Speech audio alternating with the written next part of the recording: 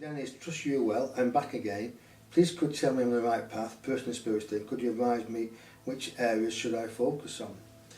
Well, once again, we say to people, you're coming on and saying, well, you leaving it carte blanche to us to say what you should be doing.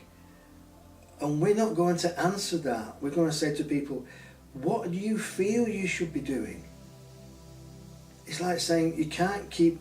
If we was a clairvoyant and a medium, and you went to a clairvoyant and medium and asked for that advice, then they could come up with something that you might not like to hear, you didn't agree with, it didn't sit well with you at all. So would you take their advice? Probably not. So we will say the same thing again here. Our advice to you is to find your niche yourself. And how you find your niche yourself, Susie, is you go inside. You sit in meditation. And I myself have been saying this for the last 5 years, that people should sit in meditation at least once a day and go within. And then as you go within, you find your intuition starts to work for you. It connects to your soul. Your intuition is a gut feeling. Your soul then starts to talk to the gut feeling, and the gut feeling is intuition. Intuition links to your soul links to spirit, and spirit links to the universe. And the universe is God. So every time you sit in meditation, every time you have a hunch, a gut feeling, it's caused by intuition. And every time you link to the universe, to God, you're actually linking to yourself. Now, when you sit in meditation on a regular basis, and we've said this loads of times before, and so the information is still the same, you go through a harmonic range of going within you and finding the trueness of who you are. It's called your higher self, actually. Now, the higher self lives somewhere out there. Nobody seems to know. There's lots of discussions about this. It lives in, not the astral world, but in the other dimensions. Maybe parallel dimensions, altered states. Nobody really knows. It's only their way of explaining it, and it's my way of explaining it now. So if it gels with you, good. If not, just dismiss it.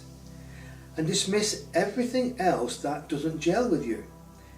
Because you're here, as we are all here on this earth, to find that divine spark within yourself. Within yourself, it's actually within yourself, outside yourself. You are that divine spark. And what's happened, Susie, it is about finding who you are through this simple method of quietening the mind and letting the soul take through. I see that you sent a message in, Susie, saying, yes, I am.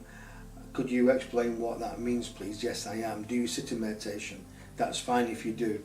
So we would say continue to do this until you see and feel the droplets of wisdom coming through. The droplets of wisdom are little bits of seedings that you've sown yourself thousands of years ago, many lifetimes ago, that you are brought into this life to give it growth. And every time you sit in meditation, it is like putting what you may call the holy water on it. The spiritual gardener is you, is God, is the universe, is the angels. And they come and tend your garden. Your thoughts are your garden.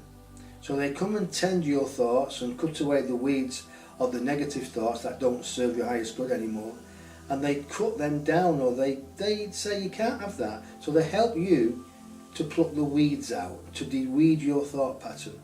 Now, every time you de-weed your thought pattern, you are giving room for the flower around the weed to grow, to spread. And all the weeds do is choke the plants. So we're bringing it in a down-to-earth way for you and anybody else here who understands the message that we are talking about here.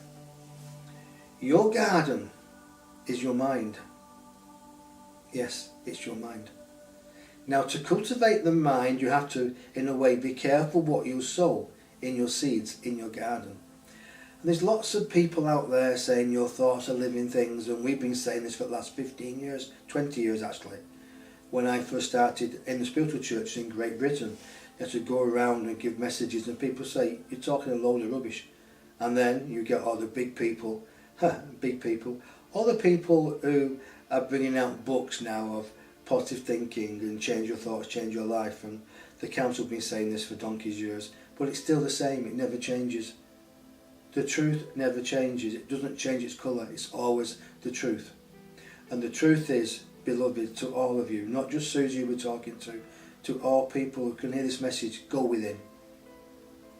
Take time to sit in peace and quiet once a day. Take time to read those thoughts every single day. And take time to recognise the thoughts or the words that you will throw away sentences.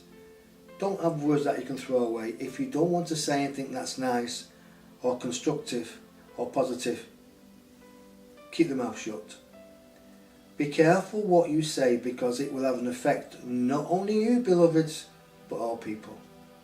All people. For every word that you utter, every thought that you think, every action that you do goes up into the atmosphere and goes into the matrix grid, which is along Mother Earth, around Mother Earth. And every thought you have can either be positive or negative, and it's up to you. Every positive thought helps Gaia, helps Mother Earth along on her journey. And every negative thought crucifies you, basically, crucifies your brothers and sisters in a very, very small, minute way, but also crucifies Mother Earth. So it's very important that we, as walkers upon the earth, walk nice and steady. And we look where we put our feet, and we look at the thoughts we use to encourage ourselves and other people. I myself, the last week, I've been watching my thought patterns and thinking, what's happening here? And I've caught myself thinking positive and thinking negative. Now, there's no negative and there's no positive. All there is a degree of thought which is not helpful or helpful. Excuse me. Mankind has put the word negative and positive back. That's what they've done. Now, I've just been told that Cindy's back online, so we'll just give it a second. I'll finish this message off, and then we bring Cindy back on. Now, what happens with those thought patterns, they have a collective union, and they all start to collect. And what I've noticed this week and last week, that my thoughts are not that negative, or not that low vibration, but it could be the area that I'm living in. It could be the area I'm driving through, or the people I'm talking to. So I'm watching my thought patterns and surrounding myself with music and loving thoughts and smiling thoughts, and guess what? Starting to come out of it. And I won't entertain people who talk to me negatively or talk to me of a low vibration. I excuse myself, off I go. And they say, you're being rude. I say, no, I'm not. I don't want to listen to you talking of a low vibration, and I walk away. And guess what? They understand, and they tell me after that they understand. So it's all about, Susie, this is your message, and that was your message as well. It's collectively you are moving forward, but collectively you don't listen to people who don't give you good advice. You take it inside, you think about what they've said, and you think, does that gel with me, yes or no? If it gels with you, then you put it on the shelf and you leave it there. And you keep going back to it like a book. You read it and it inspires you. And this is what the council have said to me. It's my job to inspire people to go within and to find the true nugget of themselves. You find the treasure. You like the black pearl. You find the black pearl. Yeah, I like the Pirates of the Caribbean. We've said this before. You go deep within you and you find the treasure. And once you find that, your intuition will tell you every single day you're on the right path. You're doing the right thing. You talk to the right people. And then you ask your higher self every day to say, show me what else I can do. Show me where I can go. And in time, it's second nature. You will be at the right place at the right time to meet the right person to talk to that person who you inspire and you say to go within, and then they will go and inspire other people once they understand how powerful they are. Now your job, Susie, and other people, is to find that divine spark who you are and remember it. Remember who you are. You are God, all of you. Even the ones who don't think they're God, they are God. But we've just been told by mankind we're not. We should be religious and we should fall in queues. No. Our job is to wake up. Now, especially 2012, is to realise who we are, where we're going, where we've been, how powerful we are, and utilise everybody, everything that we can to get us to remember. Now, the trick is not to go to too many workshops, not to go to too many seminars, because you can't keep having information overload. There has to be a digestion. It's like walking up Mount Everest. You can't keep going and going and going. We have to stop. You have to stop at the base camp, then the second base camp, the next stage. And as you stop and rest, you gather the information, you understand it, and then you process it. You can't keep giving information, getting information, because you have information overload. So sometimes it's just do nothing, go within, and you'll find the information yourself. Susie, hope that you understood that. If you did, let me know. If not, give me a call on my website and we'll see what we can do to help you. So that was Susie. Let's see if there's somebody back in. It's Sharon. So man, put my glasses on and then we'll go back to Cindy. Okay.